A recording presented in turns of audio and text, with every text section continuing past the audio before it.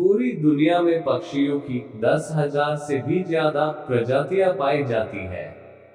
सभी के वही दो पंजे, दो पंख और एक गर्दन होती है। लेकिन इन्हीं में से एक ऐसा पक्षी है जिसकी एक अलग ही पहचान है, जो आसमान का सीना चीर के हजारों मीटर ऊपर 120 किलोमीटर प्रति घंटा की रफ्तार से उड़ता है, जो खुद के कई गुना अधिक वजन के शिकार को भी अपने पंजों पे दबोचकर उड़ जाता है। और इसीलिए उसे पक्षियों का राजा कहा जाता है, जिसे हम बाज के नाम से जानते हैं। और एक बाज इतना ऊंचा मुकाम हासिल करता है अपनी ट्रेनिंग और अपनी पुनर्जन्म की वजह से। अगर आप भी इस दुनिया में एक मुकाम हासिल करना चाहते हैं तो एक बाज को बाज बनने का पूरा सफर आपको जानना बहुत जरूरी है, क्योंकि 25 से 30 की उम्र तक आने के बाद भी लोगों को रिस्क लेने से डर लगता है।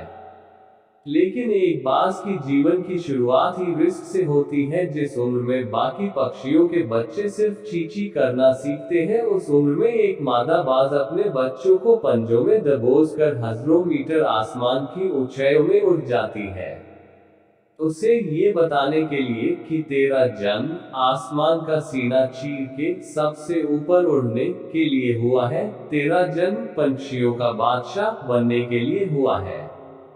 जमीन से हजारों मीटर ऊपर ले जाकर मादा बाज अपने पंजों से उसे छोड़ देती है और यहीं से शुरू होती है उसकी हाई रिस्क ट्रेनिंग। वो चूजा जमीन की तरफ तेजी से गिरने लगता है, थोड़ा नीचे आता है तो उसके पंख खुलने लगते हैं, नीचे आते आते वो अपने पंख फड़फड़ाने लगता है।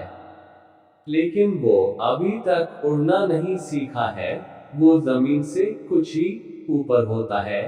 ऐसा लगता है कि कुछ ही सेकंड में उसका जीवन समाप्त हो जाएगा, लेकिन अचानक एक पंजा उसे अपने गिरफ्त में लेता है और वापस आसमान में उड़ जाता है। वो पंजा होता है उसकी माँ का, जो उसके पीछे उड़ रही थी। उसकी ये ट्रेनिंग तब तक चलती रहती है जब तक वो उड़ना नहीं सीख जाता है। इतनी हाई रिस्क ट्रेनिंग होने के बाद इस दुनिया को एक बाज मिलता है बारिश के वक्त, जब सारे पक्षी आश्रय की तलाश करते हैं। तब यही बाज उसी बारिश में आसमान को चीरते हुए ऊपर निकल जाता है और बदल से कहता है, तू बरस ले, कितना बरसेगा, और फिर नीचे आकर चैलेंज करता है।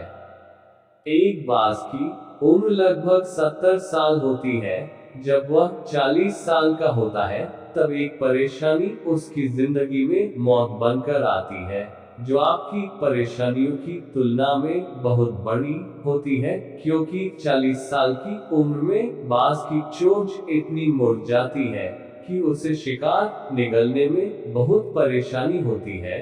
उसके पंख भारी हो जाते हैं, छाती से चिपकने लगते हैं, जिससे उड़ना बहुत मुश्किल हो जाता है। उसके पंजे लंबे और लचीले हो जाते हैं, जिससे वो शिकार को सही से नहीं पकड़ पाता। अब उस बाज के पास सिर्फ 3 रास्ते होते हैं। 1, वो अपने शरीर त्याग सकता है। 2, गिर की तरह छोड़े हुए भोजन पे निर्भर हो जाए। और 3, सबसे कठिन और पीड़ादायक रास्ता, अपने आप को पुनः स्थापित का, फिर से आसमान का सीना चीर कर उड़ने का। और वो इसी तीसरे रास्ते को चुनता है और अपने पास के सबसे ऊंची चोटी पे पहुंच जाता है। वहां पर अपना घोंसला बनाता है और फिर शुरू होता है परेशानियों को जड़ से उखाड़कर आसमान में उड़ने का सफर। वह अपनी चोंच को एक चट्टान पर मार मार कर तोड़ देता है, लहूलुहान हो जाता है और इंतजार करता है नई चोंच के आने का। उसके बाद अपनी नई चोंच से अपने पंजों को काट देता है और फिर इंतजार करता है नए पंजों के उगाने का। उसके बाद वह अपने एक एक पंख को अपने शरीर से अलग करता है और फिर इंतजार करता है नए पंख उगाने का। और इस प्रक्रिया में उसे समय लगता है पूरे 5 महीने का। इन 5 महीनों के कड़ी तपस्या से एक बाज का पुनः जन्म होता है। वो फिर से तैयार हो जाता है आसमान का सीना चीर कर उड़ने के लिए। जो 3 रास्ते बाज के पास थे, वही 3 रास्ते आपके पास होते हैं। लेकिन कुछ लोग पहले रास्ते को चुनते हैं और परेशानियों के तले दबकर सुसाइड कर लेते हैं। ज्यादातर लोग दूसरे रास्ते को चुनते हैं। वो परेशानियों का बोझ पड़ते ही अपने लक्ष्य को छोड़कर एक नॉर्मल लाइफ जीने लगते हैं। और कुछ वो लोग भी होते हैं जो इस परेशानियों को लात मारकर अपनी मेहनत के दम पर बाज की तरह आसमान की बुलंदियों को छूते हैं। दोस्तों, बाज की यह ट्रेनिंग हमें बहुत बड़ी सीख देती है कि अगर रिस्क लेना पड़े तो लो कि अपने फील्ड में अपने आप को इतना ट्रेन कर लो कि उस फील्ड में आपसे ऊपर उड़ने के बारे में सोचकर लोगों के पसीने छूट जाए। तभी आप अपने फील्ड के बादशाह कहलाओगे।